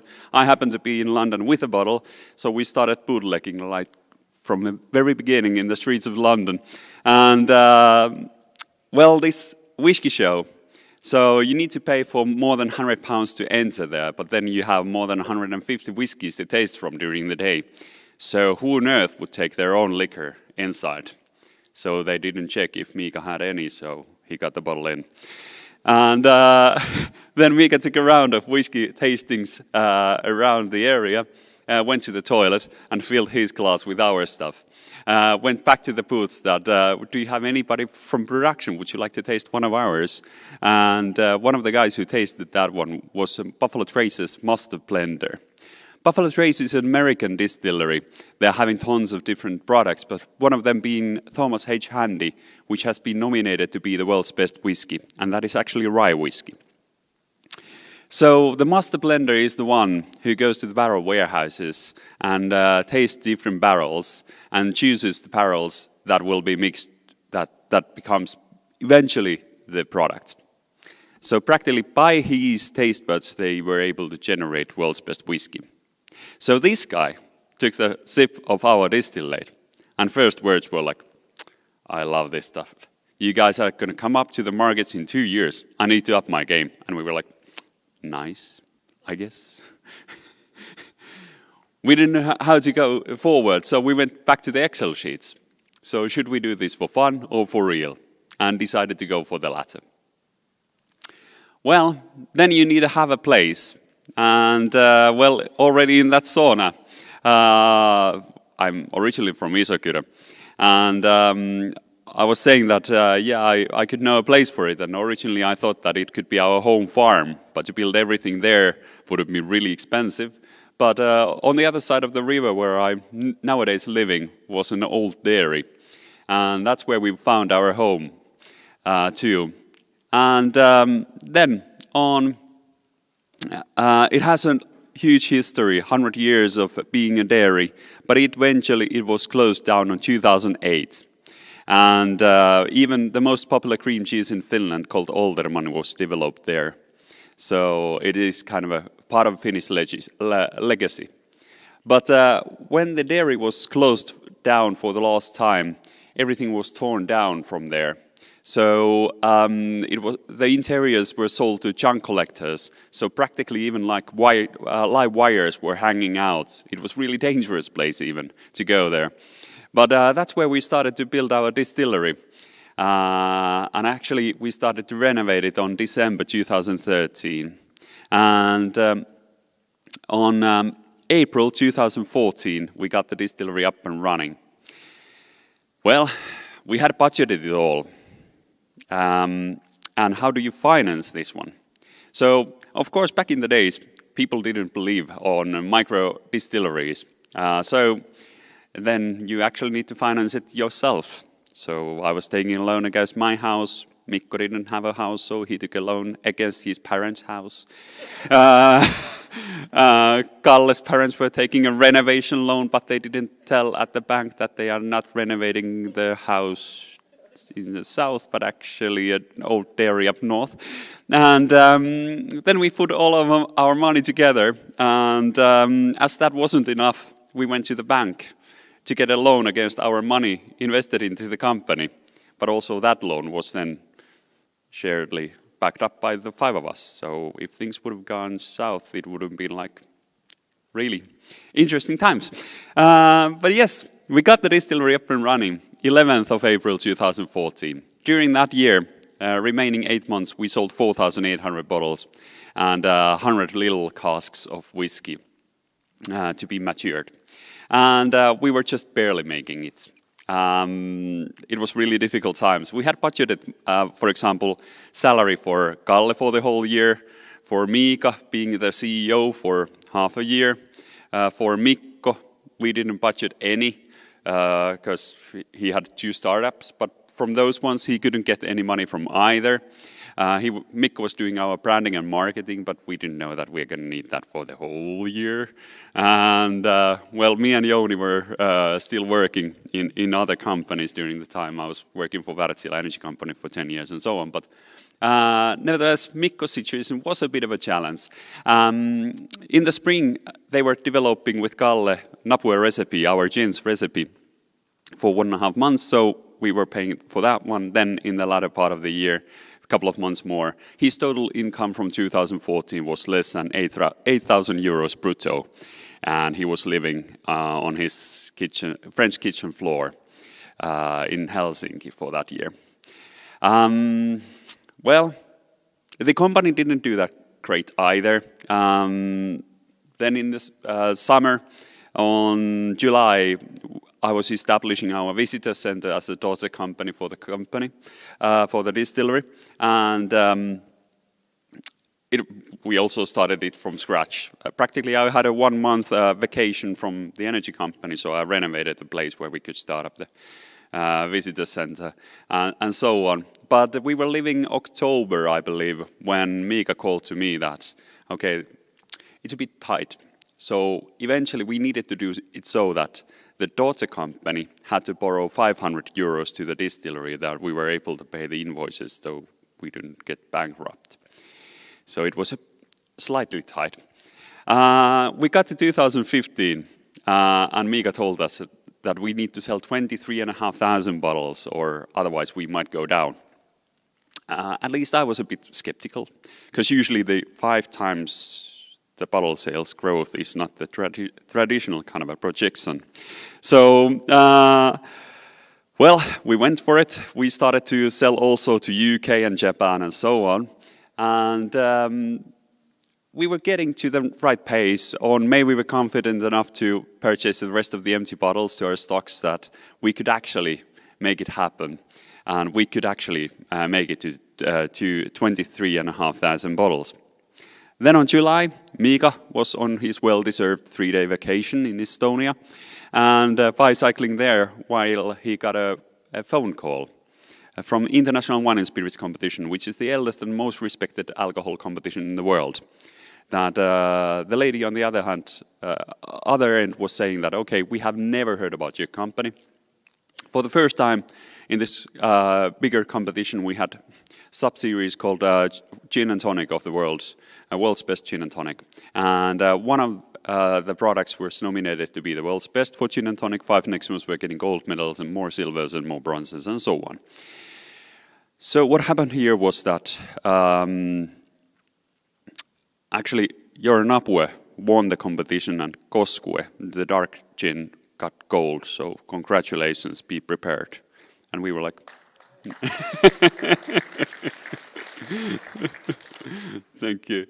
So then we were like, what happens next? And Mika said to us that, okay, get some stock, do some liquid. And we had like 3,000 bottles of Napue in our stock, because only after 1 week it was public, the information that we won the competition. 3,000 bottles was a huge amount back in the days. It was the amount that our Finnish distributor ordered from us every 1.5 months. So, tremendous.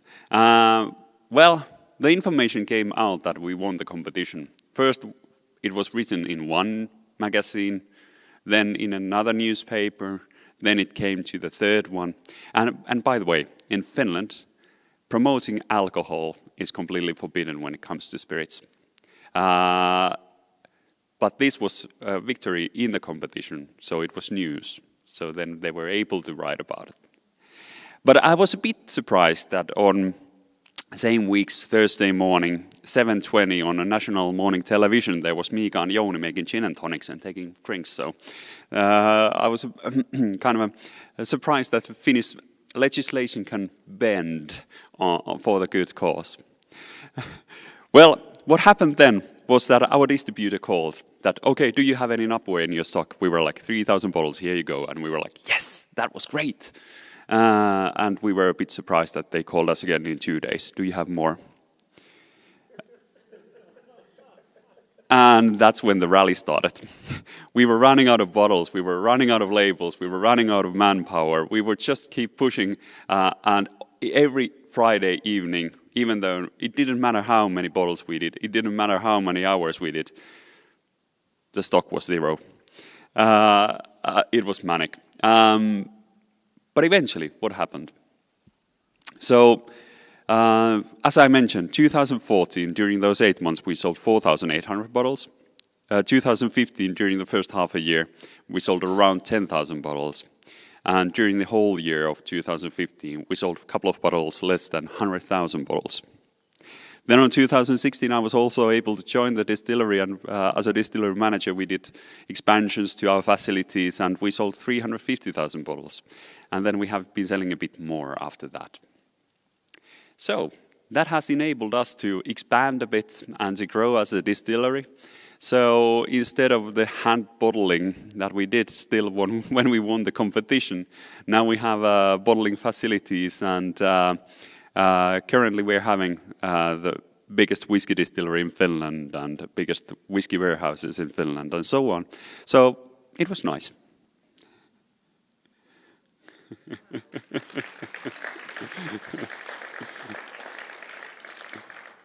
Thank you. But it's not only about the kind of a monetary aspects. There has to be a purpose for everything.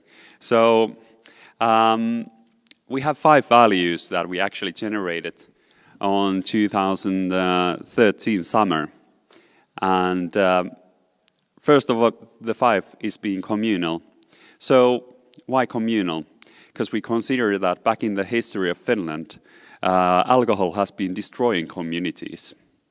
There might have been occasions where brothers are not talking to each other anymore because of some sort of a silly fight over alcohol or something like that. But actually, why it is so crucial to bring people together, actually loneliness is the #1 killer in Finland. It kills more people than tobacco, for example. So we really need to bring people together, enjoy the good moments of life. So also, for example, this picture is taken from our visitor center. We have long, long tables, so the people need to gather around. Not just like two-seaters here and there, but to get people together. Dogma breaking. We want to do things a bit differently. So all of our products are made of rye. Even the gins and the cream liqueur base and so on, everything is from rye. Also, we want to be a bit of a challenging.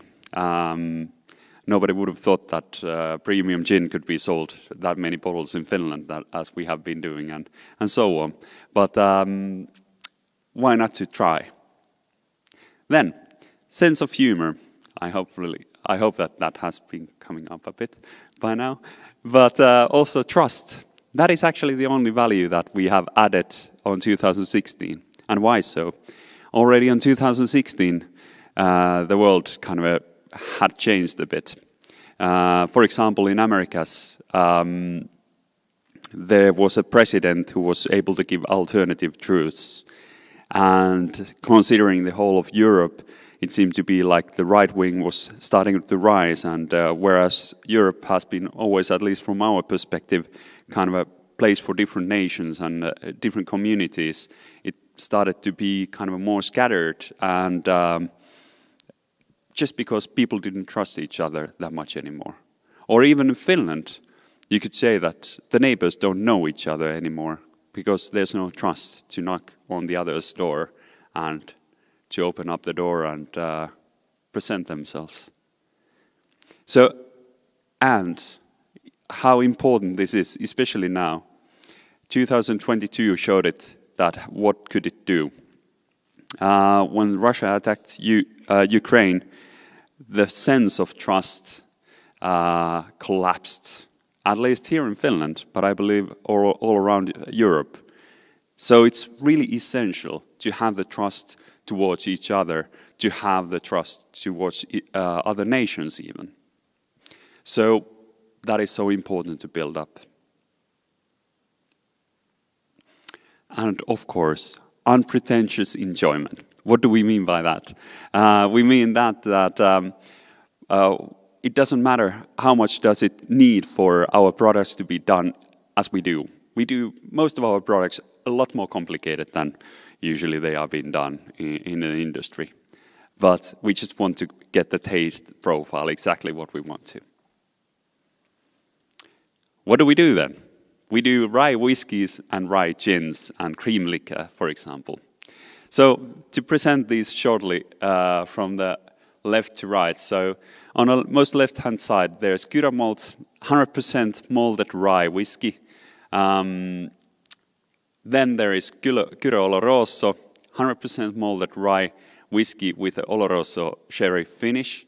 And I must say that these sort of rye whiskies are pretty, I would say that 100% malted rye whiskies, there is perhaps 20 in the world. But then the third SKU, third bottle, is wood smoke. So that is unique in the world. So there we have combined the 100% malted Finnish rye whiskey to Finnish farming legacy. So back in the days, still 100 years ago, for example, they were drying up the rye and barley in barns. So they were taking the crops to the second floor and burning alder wood on the first floor, that the smoke was drying up the grains. And that's how you get a bit of a smoky expression.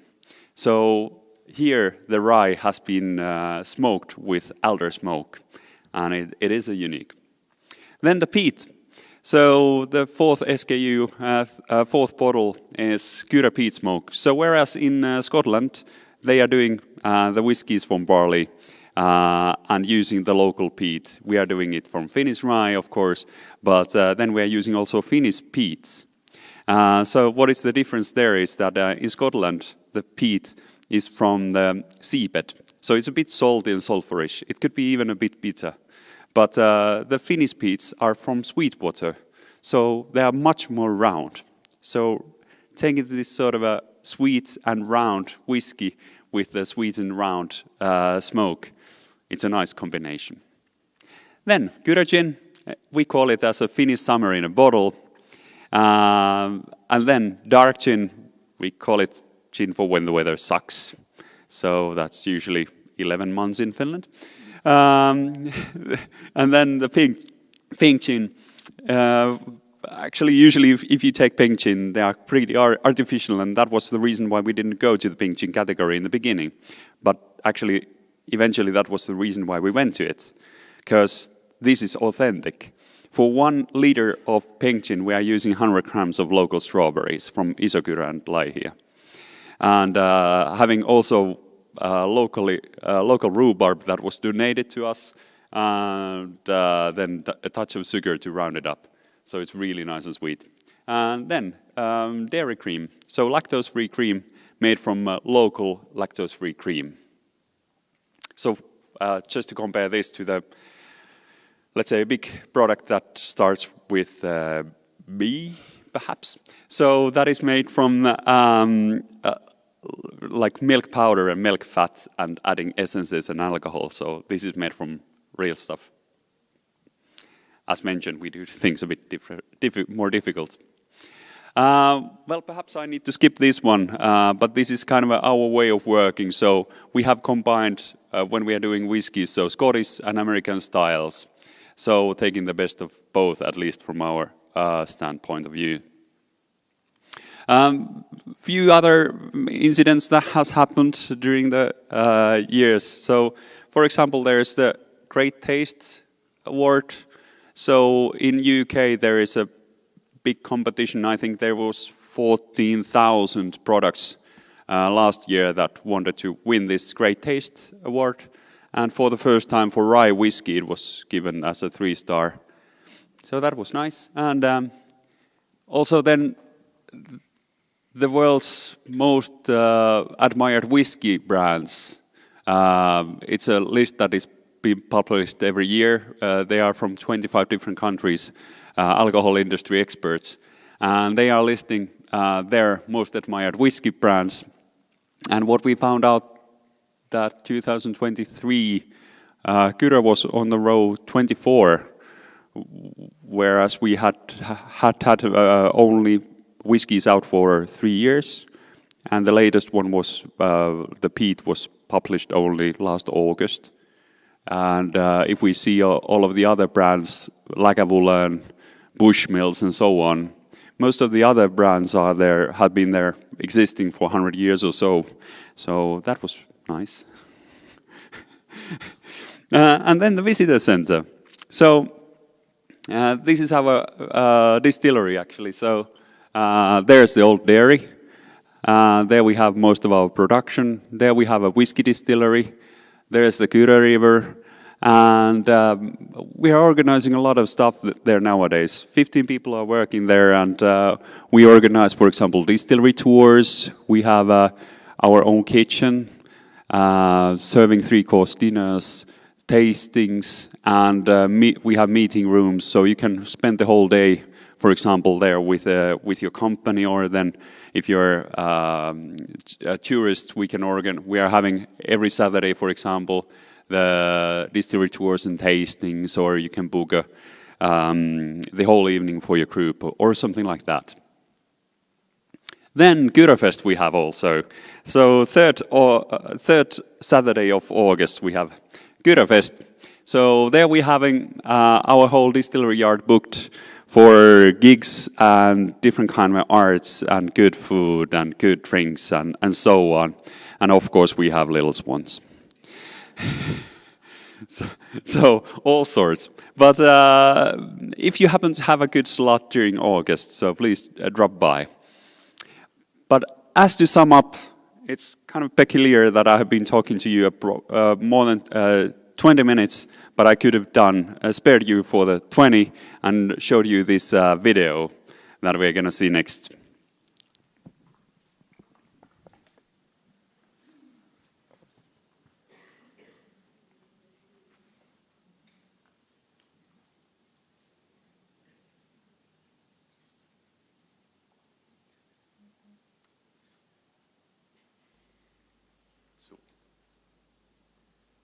Hi, I'm Mikko, co-founder with these friends of Kyrö Distillery, Finland. That's right, Finland, the country that invented sauna. And in this one, we had a dream. A dream of making whiskey, gin and other spirits out of Finnish rye. Why rye? Because Finland is covered in rye. Other than some forests, lakes and Helsinki, there's nothing but rye. And because it's always dark, the weather sucks and the soil is shit, Finnish rye grows under the harshest conditions. So it's tough. Not tough guy tough. I mean, Finnish farmer tough. And tough rye means more flavor and more character for our spirits. And you can taste this in our Kyrö gin, which we distill on one very special day that we Finns like to call the summer. With birch leaves, siivaktoon, cranberries, it's Finnish summer in a bottle. And it's good. Actually, it's so good that some friendly chaps in London named it the best gin or gin and tonic in the world. So please, show some respect. Keep your cucumber out of this gin. We're northern folk. We like things simple and good, minus the bullshit. And that's how we approach our Kyrö malt rye whiskey. We use Finnish rye, the best of Scottish and American whiskey making tradition, to make a whiskey that is simply unlike anything that you've tasted before. It's rich and sophisticated, so you don't have to be. And as we have only 1 hour of light, we use the other 23 in sauna, coming up with crazy ideas such as women's right to vote, free education, Molotov cocktails, and of course, Kyrö dark gin. Aged in oak barrels, it's a gin for when the weather sucks. Enjoy it with cloudy apple juice, hot or cold, or however your gin identifies. And if that sounds good, you'll love Kyrö dairy cream. Made with our malt rye whiskey and 100% fresh cream from Finnish cows. Enjoy it on the rocks with a splash of cold brew. It's lactose and gluten free. This ain't your grandma's liqueur. This is hipster milk. Finland is cold and dark. We have an unspeakable language. The most death metal bands in the world. Wife-carrying competitions and swamp football.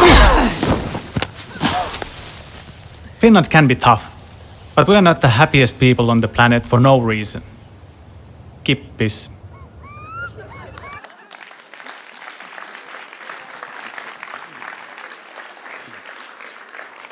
Thank you very much. Thank you very much.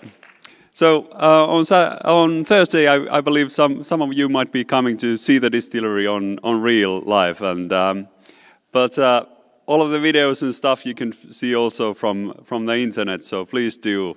But yeah, in short, this was our story.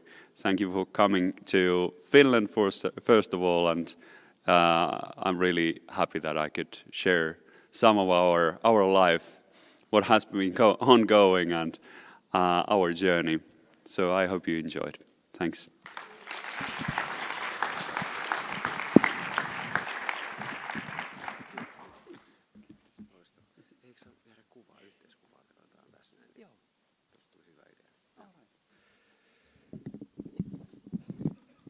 Okay, Valentina asked from me that we could take a family picture, so this would be perfect time when we have these entrepreneurs still here. So could you entrepreneurs and our deputy principal and the coordinators come to the front row, and all the others come to the stage, and we will take a family picture.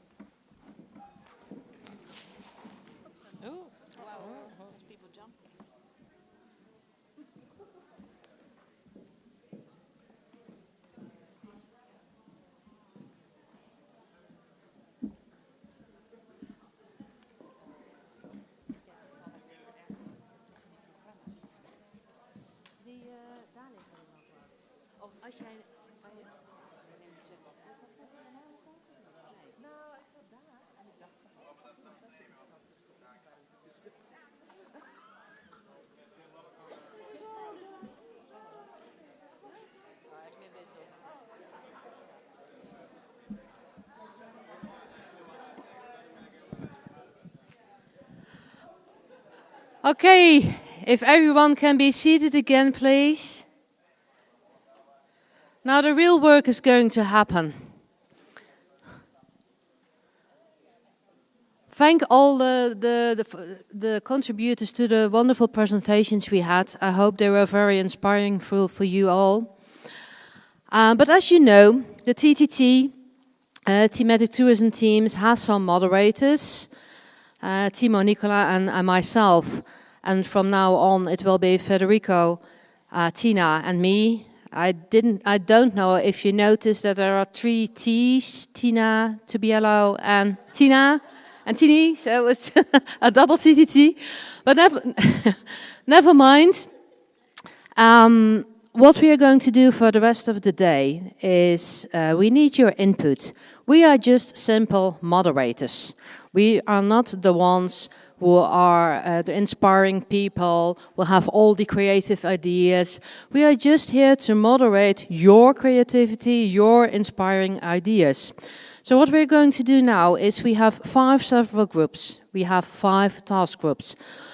Each of the coordinators of the task group is going to present, say in 4 or 5 minutes, what we have achieved in the past year, and from there on how we are going. And that's where we need your creativity and inspirational thoughts. How are we going to continue for the next year? So please let your creativity work, let your mind work. The first workshop will last about 20-25 minutes.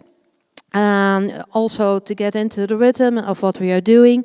And then after lunchtime, we are just moving on 1 table. So you go to number 5. Oh no, that's better from 1 to 3. You move to number 2. The people sitting at number 2 will go to table 3, and so on. And you will start after lunch at number 1.